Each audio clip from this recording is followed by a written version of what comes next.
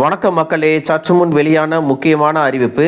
தமிழ்நாடு அரசு ration card இல்லாதவர்களுக்கு புதிய ரேஷன் கார்டு வழங்குவதற்கும், ரேஷன் கார்டை வைத்திருப்பவர்களுக்கு அந்த ரேஷன் கார்டில் மாற்றங்கள் செய்து கொடுப்பதற்கும் சிறப்பு முகாமை நடத்துவதா அறிவிப்பு வெளியிட்டிருக்காங்க. அந்த முகாமில் புகார்களையும் நீங்க சொல்லலாம் அப்படின்னு சொல்லியிருக்காங்க. இந்த முகாம் எந்த நாளில் நடக்கிறது, எந்தெந்த இடங்களில் எல்லாம் நடக்கிறது, யாரெல்லாம் இதில் கலந்து கொள்ள முடியும், என்னென்ன சேவைகள் எல்லாம் அங்கு கிடைக்கும் அப்படிங்கிறத இந்த வீடியோ முழுவதும் சொல்லியிருக்கேன். அதனால இந்த வீடியோவை கொஞ்சம் கூட ஸ்கிப் பண்ணாம கடைசி வரைக்கும் பாருங்க. அப்பதான் நாங்க சொல்லக்கூடிய தகவல்கள் எல்லாம் முழுசா உங்களுக்கு தெரியும். இப்ப வாங்க வீடியோக்குள்ள போயிடலாம். மக்களே, தமிழகத்தில் ரேஷன் கார்டு வைத்திருக்கும் பொதுமக்கள் குடும்ப அட்டையில் பெயர் சேர்த்தல், பெயர் நீக்கம், முகவரி மாற்றம் உள்ளிட்டவற்றுக்காக மனு அளிப்பதற்கு சென்னையின் 19 மண்டலங்களிலும் தமிழகத்தின் பிற மாவட்டங்களில் உள்ள வட்டாட்சியர் அலுவலகங்களில் செயல்பட்டு வரும் வட்ட வழங்கல் அலுவலகங்களில் சிறப்பு குறைதீர் முகாம் நடைபெற இருக்கிறது. வரும் 13ஆம் தேதி சனிக்கிழமை நடக்கும் இந்த முகாமினை பொதுமக்கள் ரேஷன் கார்டு தொடர்பான சேவைகளுக்கு பயன்படுத்தி கொள்ளலாம் அப்படிங்கிற அறிவிப்பை சொல்லியிருக்காங்க.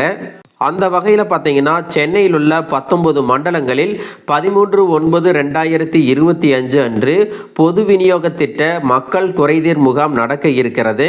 பொது விநியோக திட்டத்தின் பயன்களை குடும்ப அட்டைதாரர்கள் எளிதில் பெறும் வகையில் தமிழ்நாடு முழுவதும் ஒவ்வொரு வட்டத்திலும் சென்னையை பொறுத்தவரை மண்டல அலுவலகங்களிலும் மக்கள் குறைதீர் முகாம் பிரதி மாதமும் 2ஆம் சனிக்கிழமை நடத்தப்படும் அப்படின்னு ஏற்கனவே அரசு சொல்லியிருந்தாங்க.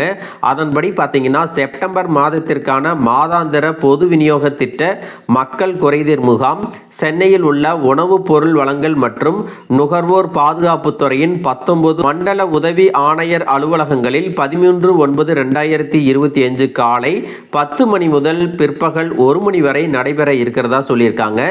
இந்த இடத்துல பார்த்தீங்கன்னா, குடும்ப அட்டைகளில் பெயர் சேர்த்தல், பெயர் நீக்கம், முகவரி மாற்றம், கைபேசி எண் பதிவு அல்லது கைபேசி எண்ணை மாற்றுதல் மற்றும் அங்கீகார சான்று உள்ளிட்ட பொது விநியோக திட்டம் தொடர்பான சேவைகள் எல்லாம் மேற்கொள்ளப்படும் அப்படின்னு சொல்லியிருக்காங்க.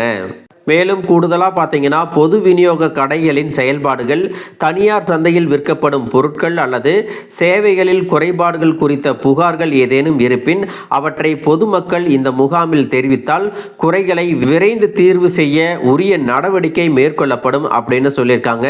சென்னையில் உள்ள 19 மண்டல அலுவலக பகுதிகளில் உள்ள குடும்ப அட்டைதாரர்கள் இந்த சேவையினை பயன்படுத்தி கொள்ளலாம் அப்படின்னு சொல்லியிருக்காங்க.